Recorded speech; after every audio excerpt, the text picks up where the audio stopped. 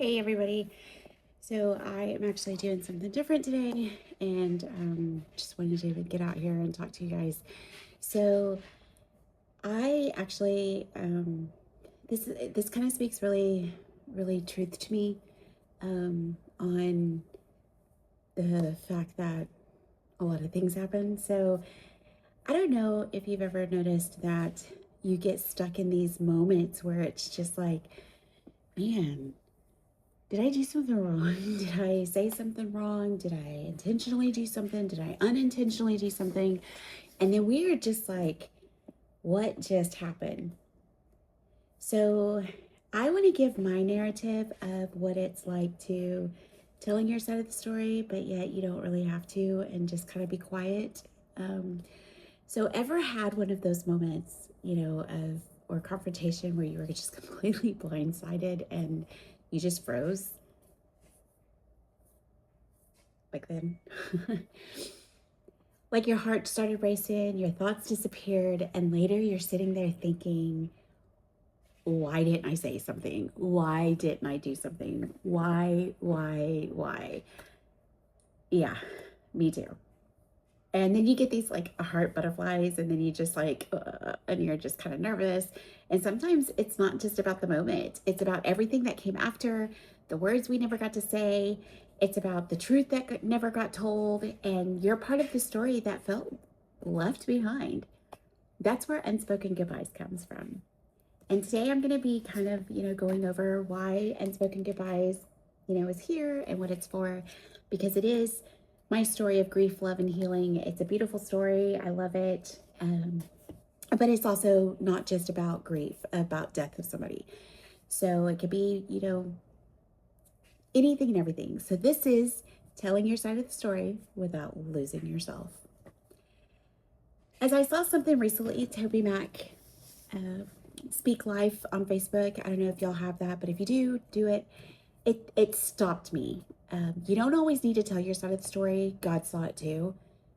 And I'm going to be honest with you, that was really way comforting. It was super comforting, but also really hard to hear, because there's something in us that wants to be understood. I mean, seriously, whenever we talk to somebody, whenever we do something, and whenever something is done to us, we really want to be heard. I mean, our voices that are heard are so loud that it just spews. But that Toby Mac Speak Life quote on Facebook really hit me. Look at it.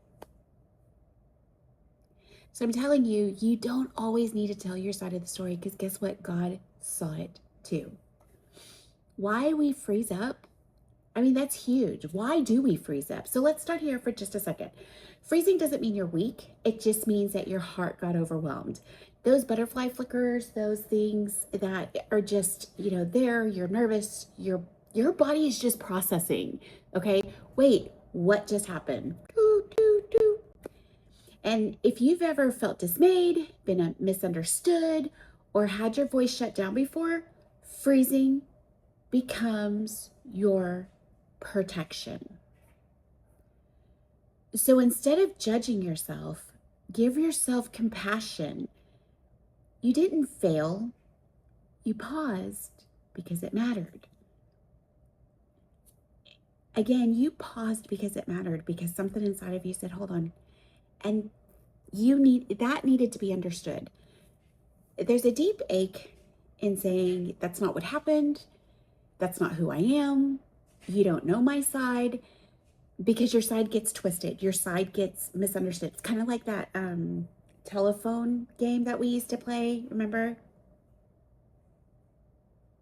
Yeah, that telephone game we used to play, because your story gets twisted. Your story just gets twisted, and it feels like you're losing a piece of yourself. But here's the truth, guys. I had to learn the hard way. 100%. Not everyone is meant to hear your side. Not everyone gets corrected. Some people will walk away, holding on to the version that isn't and wasn't accurate. And you won't get to fix it. And that feels like an unspoken goodbye. But now sometimes you do get a chance to speak. And when you do, I want you grounded, and I want you grounded and not reactive. I'm a reactor. Ask anybody, comment and ask, hey, this girl, that is on Right Over Coffee, is she grounded? Was she reactive? What type of person was she in her past? Let me tell y'all, I was reactive. And then I didn't even apologize afterwards. I was all about the Beth Dutton. I was all about the Medea. Funny story. We were actually in a Metro PCS back in forever ago, 10, 15 years ago, I think. And my kids were acting up. And I have 5 kids, and they're all very close together, by the way. And so they were just, and, I was getting angry and frustrated, and they were, Mom, Mom, Mom, Mom. Now, granted, they were all between 13 and, about 10 and 16. And so they were just, let me tell you, kids know how to push buttons. And so I just stopped and froze, and I just reacted. And I was like, do not make me tear off the Mexican off your face. I mean, I just said it. The whole store was clapping and way to go, Mom, way to go. And I was just like, oh my gosh, what did I just do? So let me tell y'all, it's very hard to stay grounded and not be reactive. It's super hard. So first, let me tell you what helped me. 1, get clear before you speak. Don't speak from chaos. Don't speak out of reaction. Speak clarity. Ask yourself, what actually hurt me and what do I want them to understand? Clarity protects your voice. I can't say that enough. Clarity protects your voice. It just does. The second thing that helped was speak truth, not defense. That was really, really hard for me to kind of walk in that. You don't need to attack to be heard. Whew. Instead of, you always do this, try this way. When this happened, it really hurt me. I've been told that. A few times, whether it's a kid or a friend, hey, when you said it this way, that really hurt. That's strength, not a weakness, guys. It's really, really not. So again, speak truth and not defense. Try not to be on the defense. This isn't a football game, so just try. Number 3, stay rooted in who you are. That's really huge. You don't have to match their energy. You don't have to be one up and then get back down. You don't have to do that. So if they're loud, you can be steady.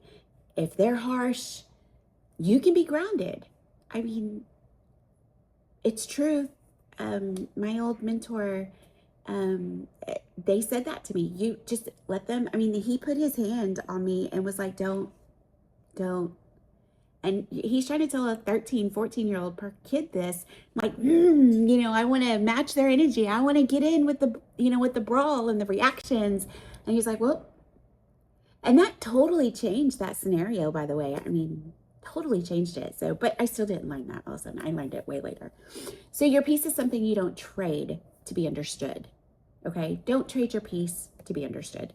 Number 4, release the outcome. This one is really hard. It's really, really hard. I'm telling you, people know me, people see me, people hear me. They see me from my past. They don't see me from my future. They choose. It's their choice to see me as who I was in the past and not the version I am now. And that's okay. Rachel Hollis once said, someone else's opinion is none of my business. Whew, that one spoke truth. So this one again is hard. Release the outcome. You can say everything right, but they still may never hear you. That's truth, guys. And that's where the healing begins. Because your truth doesn't need their agreement. It's to be valid.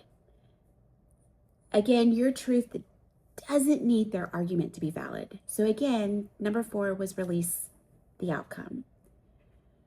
So what do we do when we have the unanswered conversations? Now let's just dive this in. What about those conversations that never happened? The ones that walked away, the relationship ended, or life just shifted. What do? And you're left holding everything you didn't say. That's unspoken goodbyes.